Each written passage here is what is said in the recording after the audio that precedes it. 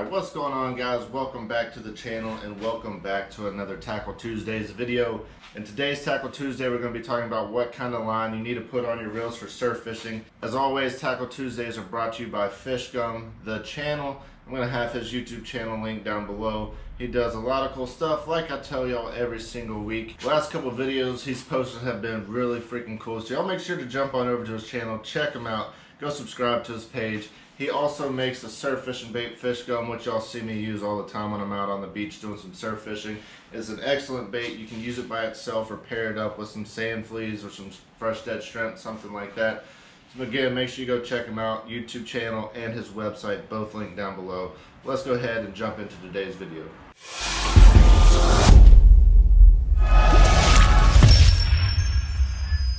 Alright y'all, so I get a lot of messages asking what kind of line y'all should be using on your reels for surf fishing.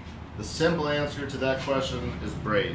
I use braided fishing line on every single one of my reels, which y'all can see right over here. All of them are loaded up with braid, majority of which I got on 20-pound braided line. Majority of my reels that I use surf fishing are 4,000 size. Each one of those has 20-pound braid on it.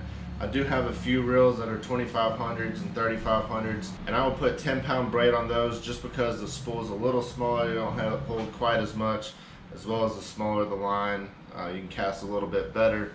And then when I get up to like my 5,000, my 6,000, I go ahead and bump up to a 40-pound braid. Now the main reason that I prefer braid over mono is one, being able to fit as much on a spool. For instance, this Pin Pursuit 4000, it'll hold 165 yards of 12-pound mono or 360 yards of 15-pound braid. So you're getting like twice as much, if not more, line capacity by going up to a braid versus a mono because the diameter is so much thinner on the braid. As well with the braid, you're going to get a lot better casting distance. And so that's the biggest thing for me is the casting distance. We're out there fishing on the beaches and we got the trough in front of that first sandbar, and depending on what beach you're at, that first sandbar can be pretty far back, and a lot of times those pompano will be hanging right on the back side of that first bar. So if you want to reach that, you really got to maximize your casting distance. That's why a lot of times you see us using 10, 11, even 12-foot surf rods, is to get that distance. Well, to maximize that, we also have to use the right line. And by going with a braided fishing line, we're going to make sure we can really maximize our distance when we're out there casting, trying to get these baits out beyond the sandbar. Now, as far as the type of braided line I do like to use, my favorite is definitely the Power Pro Super Slick. This is the V2. This is the 20-pound. I got it in blue. The color of the line does not matter. The color is strictly your preference, so I usually base the color off of the color of my reel, just something that's going to look good. It really all is on the person. The fish does not care what color your main line is.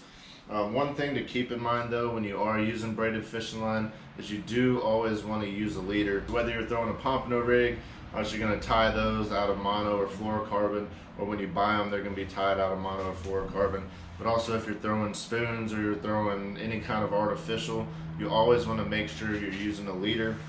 The majority of the time, depending on what you're targeting, you may bump up the thickness of that leader. So like if I'm, like yesterday we went out and we're throwing for jacks and redfish and stuff like that. Well, I put a 50-pound leader on because those are bigger fish, and you can even go up to an 80-pound when you're fishing for those, because those fish are so big, and especially the jacks, they fight so hard.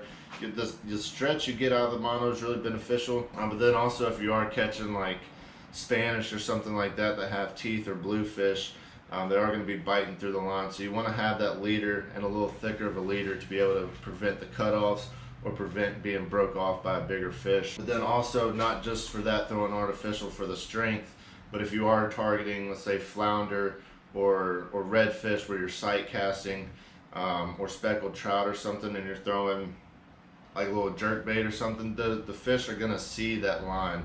So if you tied your braid straight to your lure, your fish are going to see that braid, and it's going to be less likely to get those bites.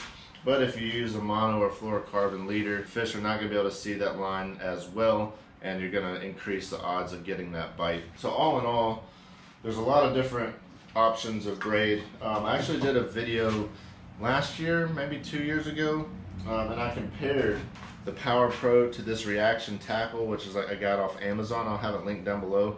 But I'll have the video linked down below as well. Y'all go check it out. Power Pro is definitely on the higher end as far as price when you're buying braided line, and the reaction tackle was a lot less. And so I compared the two, tried to see which one, if there was a difference in the price, if it was worth spending the extra money on the Power Pro. And what I found out was a little surprising, not exactly what I expected. So y'all go check out that video. But there's a ton of options of braid out on the market. I'll have a few of them linked down below. If you want to see another video kind of going over what leader material, whether mono or fluorocarbon is better, and in what circumstances one may be better than the other, y'all comment down below and let me know that. And let me know if you have any other questions about the braided line or what exactly you should get for your reel or anything like that. Feel free to ask me any questions. You can comment down below. I try to reply to everybody, as well as shoot me a message over on Facebook or Instagram. I'm not able to get to everybody, but I try to answer as many questions as I have. So if you do have questions, feel free to reach out and I'll be happy to help, or make another Tackle Tuesday video over that suggestion. So anyways guys, that's gonna wrap it up for today's Tackle Tuesday. As always, just quick, informative, try to get straight to the point. Hope y'all enjoyed that video. If you did, give it a big thumbs up. Make sure you're subscribed so you don't miss a Tackle Tuesday on next week's episode. Until next time, y'all take care.